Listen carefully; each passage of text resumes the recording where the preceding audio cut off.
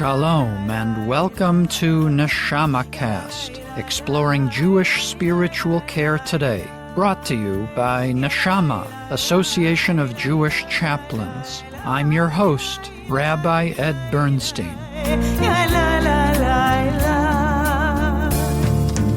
In recent years, the recognition of Jews of color as a substantial percentage of the American Jewish community has gained greater traction in our mostly white-presenting mainstream Jewish organizations. Today on NeshamaCast, our guest is uniquely positioned to help us understand the community of Jews of color and how Jewish chaplains can effectively serve this vital segment of the broader Jewish community. Rabbi Mira Rivera is the first Filipina-American woman to receive rabbinic ordination at the Jewish Theological Seminary. She is rabbi in residence with the Lunar Collective, a Gen Z-founded organization by and for Asian American Jews. She also serves as rabbi in residence at JCC Harlem in New York City with a mission of growing an in-person Shabbat community of learners, daveners, and organizers that is truly welcoming to those who have been on the margins. Among numerous accolades, Rabbi Rivera was named by the New York Jewish Week in 2023 as one of 36 to watch for contributions in the arts, religion, culture, business, politics, and philanthropy. Rabbi Rivera is also a board-certified chaplain and is a member of Neshama, Association of Jewish Chaplains. Rabbi Mira Rivera, welcome to NeshamaCast. It is such an honor to have you.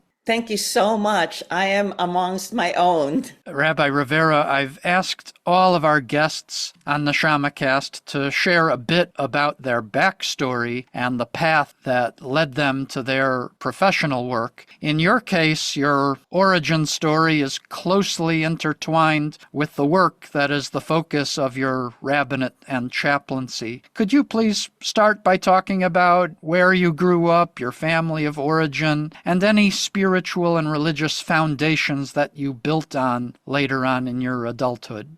I was born in Detroit, Michigan, and my parents were both immigrants. My father had been in the United States decades before my mom, and he was born in the Philippines during the time when the Philippines was still underneath American rule. So, following the Spanish-American War, Americans came to the Philippines. So as an 18-year-old, he joined the Navy. There were 3 American bases there at that time. And he was a working Filipino person who became naturalized in the United States. And after the Navy, was an engineer. Decades later, my mom had also coming from the Philippines. She had received a scholarship from Johns Hopkins University, already a young doctor in public health. That was her focus. And somehow these 2 people who would never have met because of their generational difference and even socioeconomic difference in the Philippines, which was big. And they met and they married, and here I was. But like a lot of immigrant families, they looked at one child that came into their lives, a child in their later years, and they thought best that I should grow up amongst our own people with lots of relatives and aunts and a lot of terrain and gardens, to frolic in. And I was sent to the Philippines with my grandma. I think even that part of understanding the immigrant story and the empathy that became part of who I was to displaced peoples really was from my own origin story, as you said. Being an American citizen, I was what you would call over there, going to school there, an undocumented person, because I'd come in on a tourist visa. So every time I would go back to the United States to visit my mom and my dad, somehow I would get into a problem with immigration there. Like they would say, what are you doing here? This is a person who is a tourist going to school here. As in the same story of the undocumented folks who are here or brought to America or cross the borders as children or as infants, by the time it was time to go to college, that's when even their gates said, no, you have to leave, because it was also martial law there, where people were being shot for demonstrations, and it was really, really dangerous at that time. By then, my father had come back to the Philippines, and he was this foreigner, right? Having left the Philippines as an 18-year-old, now he was back there, and we were both the blind leading the blind. I was a kid, and he didn't know the ways of the country, and we both decided, alas, I should go back to the US. I came back, went to school, was supposed to go to school, but I went to India first, and this was part of my journey. So I ended up studying in Benares and in Calcutta and following a master. Very early on, I became a meditation teacher, I guess in a position that we would describe as a principiante, how do you say, an aspirant really to full monkhood. Part of my work was to travel around the world and teach women meditation, and I followed certain rules that are in many ways akin to Jewish Orthodox rules about relationships with the opposite sex, and I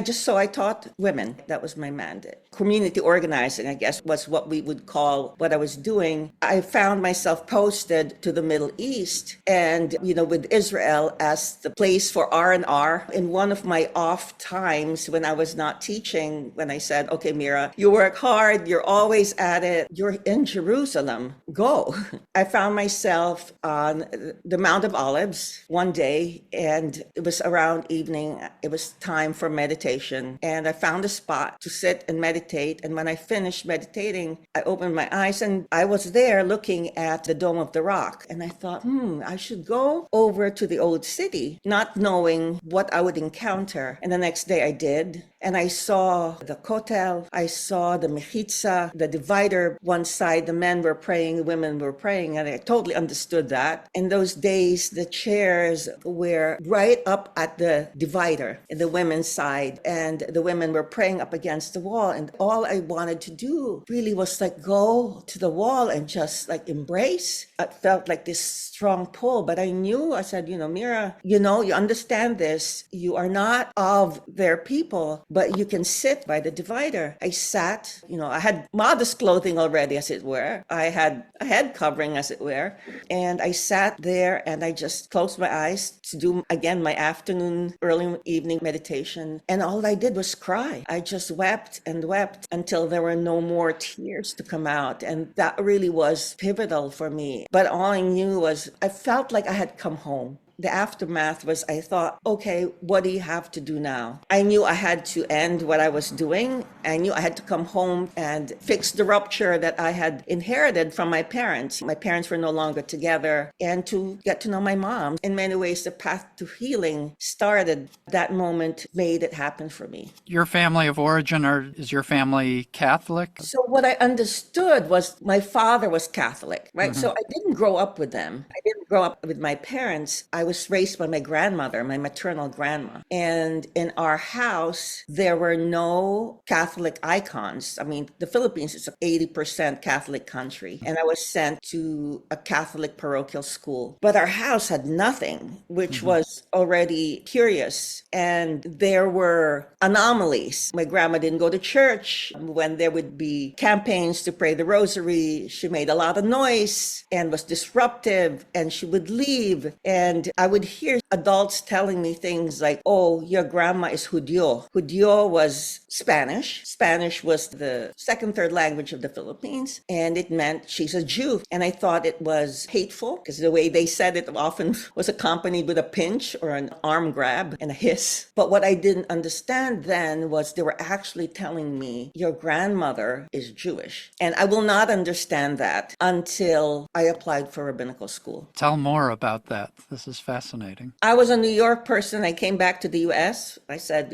went to school. I was on California, and I danced also. Your biography says that you found your way to the rabbinate through dance. So I hope you can weave that in as well. Oh, for real. And I was in the Middle East. So during that time, I was in Jerusalem. So during that period, I would travel. I was in Amman, Jordan one time, and the U.S. Embassy would offer free movies and opportunity opportunities to learn for expats. And I saw this coffee table book of photographs of Martha Graham dancing. And I remember looking at the photographs, hardly any text, only photographs. I looked at it and I said, this looks like prayer. Can you dance prayer? I had been exposed to dance when I was a teenager. I danced folk dance, I did some ballet. That became like a calling again for me. So when I returned to the United States, I started to dance. And I found myself, eventually, the dance company that I worked with knew the Martha Graham dance company principals. And when the company came to San Diego,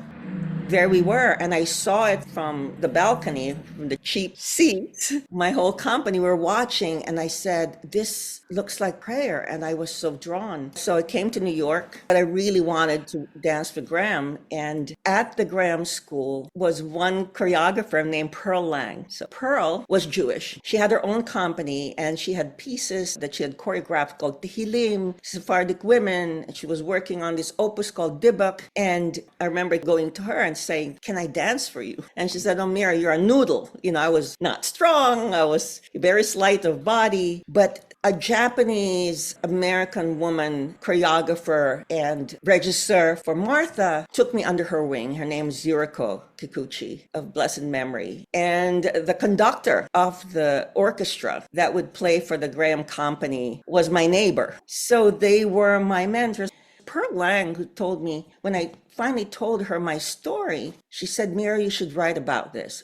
Write it down. Many years later, and I was thinking of the rabbinate, I told her, Pearl, I'm studying to be a rabbi. And there's a cantor who used to dance for Twyla Tharp. He's in the same school. I know somebody, I think, who used to dance for Paul Taylor or Boston Ballet. She stopped me. We were walking, crossing the street in the middle of Broadway. We stood there in the middle on the island, and she said, you will touch a lot of people this way, Mira. And she gave me a blessing. So I said, Pearl, can I pass this on to any other dancer who's going into the rabbinate? And she said, yes, my dear. That's amazing. And so now I'd like to connect the dots. You started talking about the Jewish heritage of your grandmother, and how did you learn about that, and how did you integrate that into your identity as you were coming into Jewish observance and the rabbinate? Really, if I had not applied to rabbinical school, to a rabbinical program, and this was initially at AJR. All those years, nobody ever asked me. And even I remembered voicing and actually saying to some clergy that my family came from Spain in the 1870s when the Suez Canal opened. Several kind of brushed it away. Let's change the subject. But when I applied for the Academy for Jewish Religion, the admissions rabbi at that time, Rabbi Aryeh Meir, said, tell me more. Those three words, tell me more. Tell me more about what you know of the journey of your ancestors that came from Spain. And then he said, particularly, what do you remember about the food? And I said, oh, a lot. Because, I was the only one amongst our cousins who was really interested in what was going on in the kitchen. When I was not in school, on the weekend, I would go to the kitchen and see what our aunt was preparing. I told this story to the rabbi and he said, what did you see? So I explained how we prepared chicken for a meal. Our cooks would go to the market and buy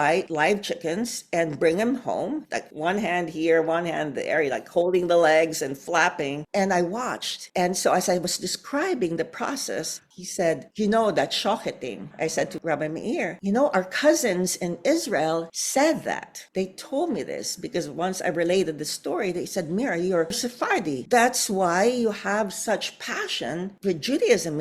Your passion is unbridled because, you are of Sephardi roots. And at that time, I said, oh, I'm so really just fine being a ger. A ger being a convert. You had gone through a formal conversion process, but still you have this background that you're uncovering. So Rabbi Meir, who was interviewing me for entrance into the Mechina program of AJR, said, what do you remember about the cooking? I said, a lot. He said, write it down. So it's something I know in my heart. And then eventually the details started to come out because of Rabbi Aryeh Meir. And I say his name with just such respect and such love that he was curious enough and he applied his knowledge of Jewish history and he gave me that opening.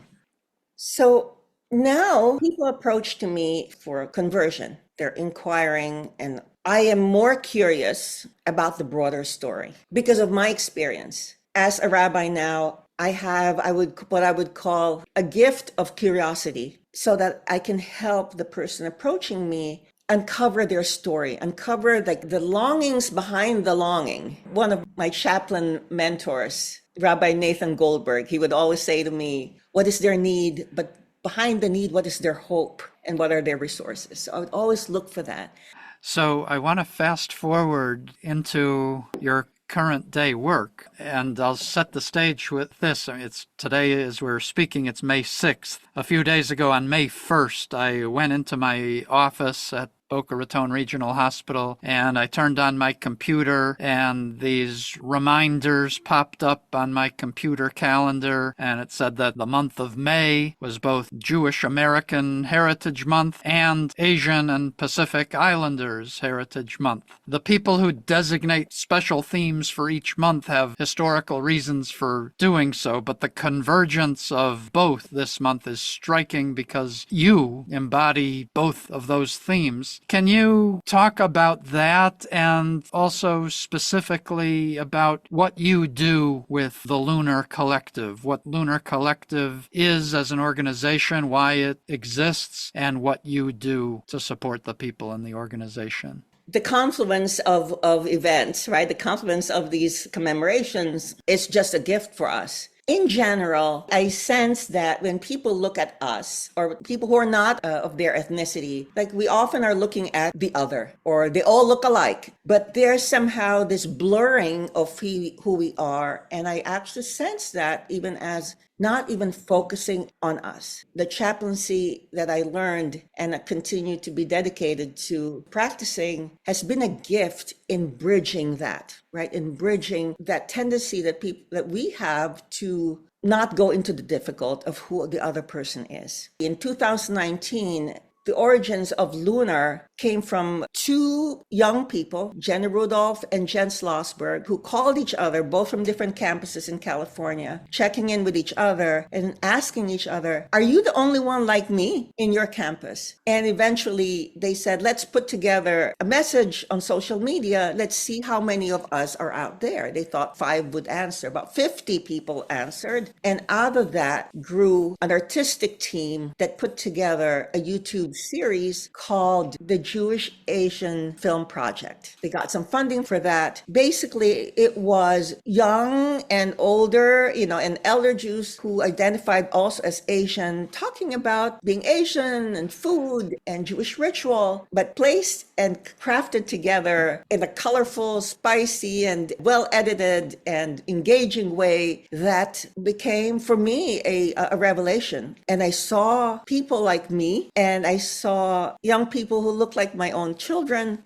So 2020, the pandemic started. We shut down. I was working at a synagogue on the Upper West Side called Romimu. We no longer had services in person at that time. And soon enough, our world, those who identify or are identified as people of color, exploded with the murder of George Floyd, Breonna Taylor. And living here in New York City, I would run services by my window. And down below me, Amsterdam Avenue is where the ambulances would pass by through the day and day night, and marches. There were marches, Black Lives Matter marches happening around that time. During that time, there was a call for all of us who identified as people of color to speak. And by then, 2020, I had already been connected to this kind of a fledgling network, but there was also a call for us who were not Black to support Black and Brown liberation and to fight against white supremacy. At that time, more than the work of speaking, I also saw my place as the work of listening. Where others were out in the streets, I also had to be available to listen to all of us from all stripes. Moving into 2021, the beginning of 2021 saw attacks on Asians all over America. We were being smacked with 2x4s in New York City, Asians were being attacked in subways, pushed off of subway platforms. So I myself, as a woman of a certain age, I was worried. But it was during that time that the Asian Jews started to reach out to each other. It was actually during the attacks in Atlanta that we came together. We did a Shabbaton online, and eventually I stayed with them. I stayed with them for Passover, virtual Passover events, and other such gatherings. And eventually I joined them as a rabbi in residence. So I do a pastoral care work with them. We have what we call a chai chat,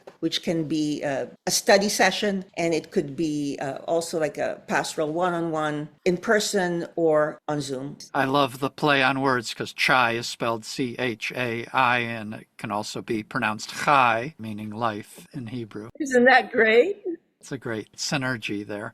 Rabbi Rivera, you are a board-certified chaplain, as am I and many of our listeners, and you and I both went through extensive training of clinical pastoral education, CPE. I know in several of the units of CPE that I took, we had didactics, presentations about microaggressions, and that was towards us as chaplains being trained to be welcoming and inclusive of all. I'm wondering if you could define what microaggressions are and what I've been working on in just my own personal life and chaplaincy is confronting microaggressions that exist within the white Jewish community and trying to mitigate that. So I'm curious about examples of microaggressions that you've received specifically within the Jewish community over the years, and what's different about a Jew of color experiencing a microaggression from within the Jewish community as opposed to the broader white society. One example that stands out in my mind is one time there was an event in a synagogue that was not a service in particular, but it was a commemoration. And I remembered getting there early with my spouse, who's not Asian presenting. And we found a seat beside other couples that we knew. I remembered I was pregnant at that time. The other mom was also pregnant, right? So we would sit together. And as people started filling the room, a woman came and she was going to sit beside me. Those were the empty seats. And she saw me and she was very, very upset that I was there. So there was a little kerfuffle. And then I was told, oh, she's a Holocaust survivor. And I thought, first of all, an elder, I would always give up my seat. An elder, no questions asked. But I remember there were empty seats. So I didn't understand what the problem was. And then I understood. I didn't learn about microaggressions during didactics. What do I fight? It continues to this day, but there are ways now that I've learned how to protect myself and also help other people like me. For example, if I am going to be invited to speak somewhere, I make double sure with my hosts and I tell them it is important that you let the guards know that an Asian person is going to be coming earlier, perhaps, right? Because, I want to show up early, and that please give my name, please give my ethnicity. And my guarantee to you is I will have my ID. I know this from experience, from being stopped, from being searched. And I say this to them with all love in my heart so we can avoid awkwardness and to avoid embarrassment on anyone. I learned this very early on, and that has helped me enter spaces where I am not known. That's a helpful tool for you to manage personally, but it seems like an unfair burden for you to have to think about all of that in advance, whereas a white presenting person like me doesn't even think about those things. Absolutely. And I think my first introduction to that, which for me made total sense, was visiting a synagogue in Peru. You have to write in advance, tell them, get a letter of introduction from your rabbi, and all those things. And I was fine with that. But the other side of it, there was just too much pain and just repetitions of the same thing again and again that I just said, okay, I'm managing up. There you go. Yeah, I could feel through our Zoom connection the palpable pain of that moment of the elderly Jewish woman who would not sit next to you, and how that was what we now understand as a microaggression. I've heard from other friends and colleagues who are Jews of color that there are certain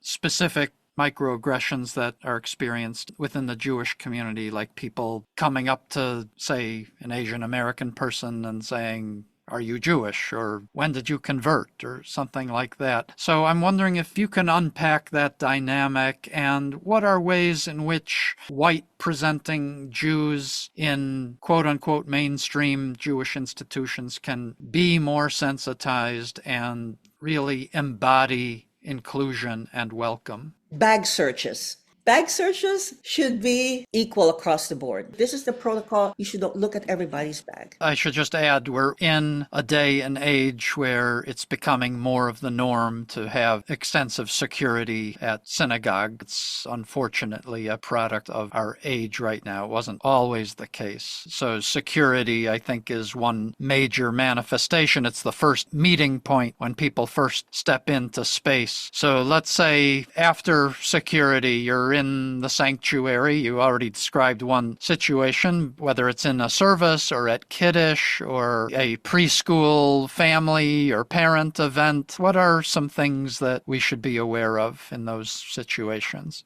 I wish that people would think that if this person has been cleared through all of that security, that they have a reason for being there. That when we're there, we didn't wander in there because of a mistake. Or that, and I've heard this before, people will be told, oh, the entrance to the shelter is over there. I think one of the ways we teach really is by showing nonverbal cues. Our community don't necessarily listen to the words that we say. Alas, we craft our words. We work so hard on our messaging, but what they look at is how we behave, how we function in ritual and holy space. And when they see us behave a certain way towards those who are often marginalized, they see that. I think more than the words that would just come out of our mouths. I believe that that makes a big difference. And the community leaders who say that they've had some modicum of success towards creating such an environment have said that they themselves would stand there, come early to help welcome people, model for the Shabbat greeters how to do this. You touched on the anniversary of George Floyd and the protests in the aftermath 4 years ago. I want to revisit that. So when this episode drops in late May, we will mark the 4th anniversary of the George Floyd protests that were a watershed moment in America. Can you take us back into that time and the impact in particular on the Jews of color community? One of the first campaigns of allyship that I would describe as allyship was one program called Say Their Names. This happened in the New York area. And I remember, because now we were all on, in virtual land, JOC leaders whom I knew, we would come together and we would just share. Like everybody was tapped out. Everybody was being asked, please talk about this, please talk about that, write this, write that. And everyone was exhausted and really overstretched. And I remember during that time that there was also this sense, to what end? What is the end of this? Is it for our Jewish allies to be able to post that they took care of it? Or is this a beginning of a conversation? There was like a limit. I was continuing to be an associate rabbi in the synagogue that I was in. Services had to continue. Morning minyan had to continue. And then on top of that, we had to do all this other work. We were burning out, totally burning out. And I pleaded, especially when the attacks on Asians were happening. I said, you're my allies. Please write something. What do I want? What do I request? You're asking me to do this work. This is what we need. I said, what we need is conversations with you, my fellow rabbis. And we can do this on Zoom. We can do this in a webinar. But we need to know each other. Believe me, I said, in the next couple of weeks, something else will happen. And we will ask for the same letter of protest or letter of support for us. But we are not getting to know each other. I said, we're in this for the long haul. So I stood my ground with that. After a while, I just said, no, you say something, and this is what we need. We need to get to know each other. We need to start building relationships amongst us. Amongst us clergy, I pleaded, and I still plead for relationship building. that this is not a waste of time. This is something that came up when we were privileged to be in the Rabbinical Assembly conservative movement racial justice pilgrimage a couple of months ago to Montgomery, Alabama, and to Mobile, Alabama, and to Louisiana. And our colleagues raised the importance of building allyship with other faiths in our communities. And again, I pleaded, I said, we need relationships amongst us inside our movement, inside our Jewish affinity groups, inside Neshama. With the goal of what? With the goal of knowing that I can talk to someone who's Asian American, I can talk to someone who's African American, who's like one of us. Start to build a relationship. Start from benign curiosity, because we're in this together for the long haul. So I want to go back to what you alluded to. You and I recently had an opportunity to travel together. We both serve on the Social Justice Commission of the Rabbinical Assembly and other arms of conservative Judaism, which sponsored a leadership mission to the southern United States to learn about the legacy of slavery and systemic racism in this country. Why did you go on this trip, and what were key takeaways for you? I went on this trip because I wanted to find who are my allies within my movement, within my seminary. I wanted to meet you all face to face through Rabbi Abi Eilberg's efforts and the rabbinical, this subcommittee for over a year. We would meet each other on Zoom, but I wanted to see face to face who you all were. I wanted to learn more about the history of slavery. It was also a bit of a pilgrimage for me. I wanted to see that one installation at the Equity Justice Museum that talked about several installations that talked about the prohibition against marriage between a white American and an African American, or with a Latino person who they called Spanish at that time in those statutes, and also against what they called Mongols and those of Asiatic origin. When I saw that for the first time, I remembered finally understanding why my father never married all those years. He was single until he met my mom, because there was this prohibition. And I saw the states where those prohibitions were law, and then I understood why they lived where they lived, even though those prohibitions may have become, less enforced. But I can understand my father coming to this country and hearing that, and just always preferring to be with other people of color, because that was allowed. They're allowed to live together in rooming homes or to be in community, but not with white folks, white presenting people. The work of racial justice, yes, is understanding the roots of racism and power struggle in our country. And it is important that, to my understanding, that as we Jewish professionals and clergy have dedicated our lives to learning our texts and continue to learn our texts, that we should also understand the history of the land that we are living in here in the diaspora, particularly this country. So it is important for me as an American, as a person residing in this country, to understand this history that hasn't been spoken of so freely. It is not DEI work. It is understanding history, right? What this country was founded on. It is also, I believe, crucial to understand that particular history is transferred to all other waves of immigration in this country, including the Jews, including my own people that have come from Southeast Asia, Far East Asia, from other lands. And that all of that is conflated on this history that we started to try to explore down in Louisiana and in Alabama. So for us to be rabbis and not to understand that history, I think is a little short-sighted. Back to my own personal experience of that Rabbi Aryeh Meir, connecting his understanding of medieval history and diasporas, from the Iberian Peninsula and global history and American history, so that I could start to even look at my own legacy. That's exemplary. We live in our world, our Jewish world, we embrace Am Yisrael, and we live here, and we embrace and try to understand this history too as well. It was an eye-opening trip in so many ways. I'm so honored that I got to travel with you and several other Jews of color from within the leadership of our movement. We were doing both external work, learning about the larger systems of racism in the country, but also doing internal work to bring about stronger relations within our own community. That's something that touches me greatly.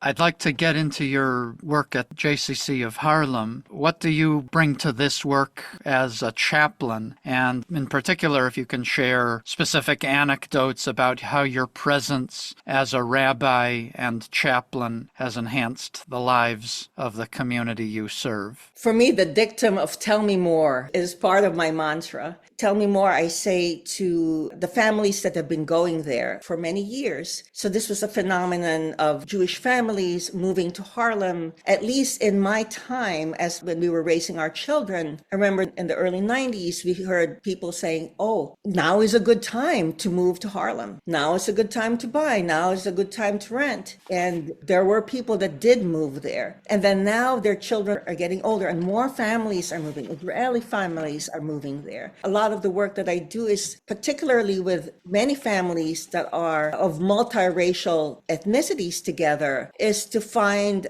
a way for them to say to each other, I have this place. I have a place that's my affinity place. I may choose to belong to any of the synagogues that are adjacent, but also here's this place where our independent Hebrew school program has tracked that about 40% of our families are multiracial families. So a place where their parents would not get the same reaction that I received. But here we are who we are in all our ways of being observant, but at least there's a place where they can be seen and feel that they can walk in because we facilitate this. What has this year been like at JCC Harlem, given the situation in Israel? Specifically, what are you observing among the people and the families you serve who may feel torn between different ideological positions? And how are you providing ministry of presence to them? And how are you taking care of yourself during this time of upheaval? I mean, we just witnessed what was going on at Columbia University and CUNY. I'm sure this had an effect on the people you serve. So what have you been observing and experiencing in the field?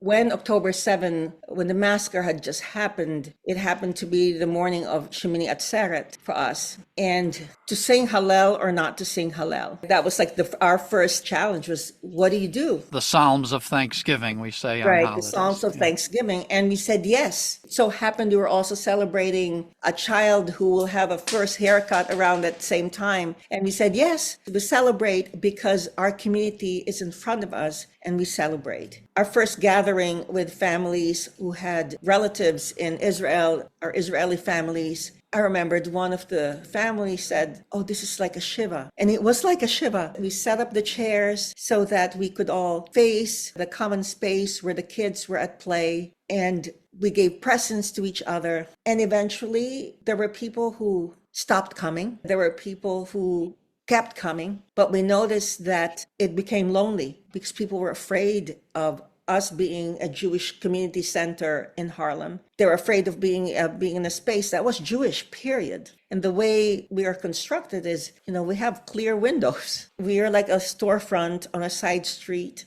And people were notably afraid. So the community started making chalot, like a version of kinneret, unbaked. We would first, make the dough and all this and braid it and bring it to families. Just knock on their doors, bring it to them. If they're not coming, we'll bring the chalot to them. We sang, we continued our services. I guess that's what we did. And people are starting to come again, but one by one, we call people, ministry of presence. We just check on each other, but it's been lonely. We had a constituency that was decidedly progressive left for October 7, and some of them don't come. But what's good, though, is that some people still reach out And that's all I can hope for. All I can hope for is let's not forget any of the goodwill that we had before. The JCC is a pro-Israel organization. Those who have this idea that a person of color would naturally be anti-Israel, I mean, all of these are part of the pitfalls and the dangerous places that we can go with simplifying relationship or commitment to being Jewish. For me, the most sobering tool that I have is actually chaplaincy. I am public, but I cannot be that public because I need to be able to be a person that can be there for people rather than cultivating a public persona. Yeah. Well, just to follow up, I'm curious to what extent you've experienced tensions within your community, the Jewish community everywhere. People are torn in between, particularly people like me who want a just solution to the Palestinian-Israeli conflict, feel just bereft about the attack of October 7th, but also feel bereft about the destruction in Gaza that's taken place as a result. It's possible to have multiple feelings at the same time. So I'm curious, to what extent are these complex feelings being felt by people you're serving, and how are you helping them navigate that? I'm available. I'm available to people. Talk to me. The day after, when I would get pretty scathing mail, I would tell them, my friend, we were friends. We are friends. Let's find the time to talk. Around October, November, those early days. And I just felt like I'll be available. I'll send a text now and then, a voice message now and then. When it's good for them, they will answer. I'm findable. I've always been findable. And I've always made time to talk, to listen. October 7 is so dark and so bleak, and the start of a war that we didn't ask for, a start of unspeakable horrors that no one wishes on anybody. But I also remember the beginning of, I remember the period of George Floyd. During that time, that was also of unspeakable horror for a lot of people in this country. And there was a part of me that just had this thought that there will be unspeakable horrors that will happen in our life if we are going to ditch everything that we have worked for and turn our backs on each other just like that, just because everything does not fit into a picture that we have in our heads. Then we've lost everything. So I pray, and I've pleaded with people, let's not forget any good that we've done with each other. Let's not, because then we have lost so much. I'm actually reflecting on a year ago having received this rabbinical human rights award from Trua and what I did in that year after. And I believe that if I was another person, I would be out on the streets. But I found that a lot more of our community actually needed presence and compassionate and affirmative listening more than another person out there protesting out on the streets. And that's what we as chaplains bring to the table. Rabbi Rivera, as we near our conclusion, I note that the next major holiday on the Jewish calendar is Shavuot. Shavuot highlights the biblical character of Ruth as a great Jew by choice, and it also reminds us that, in essence, we are all Jews by choice, standing at Sinai. How are these images resonating for you this year, and what message do you wish to leave us with as we head into Shavuot during these challenging times? I appreciate the spiritual technology that we have in our hands. The counting of the Omer, the invitation to focus on certain attributes each week, each day, that internal work combined with what I would call the work of our hands, really as chaplains, to go out there and be present and listen and offer a safe space for people. I think this is a good time to do the internal work. The internal work of counting the Omer, of even contemplating how might I emulate these divine qualities, not just as text, but how might I manifest it? How might I do that? And I believe more and more the wedding for me of my practice that I learned as a meditation practitioner and my life now as a rabbi is, yes, you study, yes, you pray, but yes, you do. You find a way to go out there, be present, Put yourself out there. If there's a choice between a phone call or a text or an email and being present, be present. It reminds me that there was the book Eat, Pray, Love, and we can have the sequel, Study, Pray, Do. Beautiful message for the season. Rabbi Mira Rivera, thank you so much for coming on NeshamaCast. May you be blessed with courage and strength to continue your sacred work. And it's such a pleasure and so humbling to be with a fellow traveler, to be with a colleague, and Yasher Koach on the Neshama podcast. Thank you. NeshamaCast is a production of Neshama, Association of Jewish Chaplains. Thank you to our guest, Rabbi Mira Rivera. Check our show notes for more information about her and additional resources relating to Jews of color. Thank you to Rabbi Katya Philo for technical support and production assistance. Additional thanks for logistical support to Allison Atterbury, NAJC Acting Executive Director, and Rabbi Drew Kaplan and the NAJC Social Media Committee. Transcripts for this episode and other episodes of NeshamaCast are available at neshamacast.simplecast.com. Our theme music is A Nigun for Ki Anu Amecha, written and performed by Reb Cantor Lisa Levine. Please help others find the show by rating and reviewing the show on Apple Podcasts. We welcome comments and suggestions for future programming at neshamacast@gmail.com. And be sure to follow NAJC on Facebook to learn more about Jewish spiritual care happening in our communities. May we all work together to heal our world.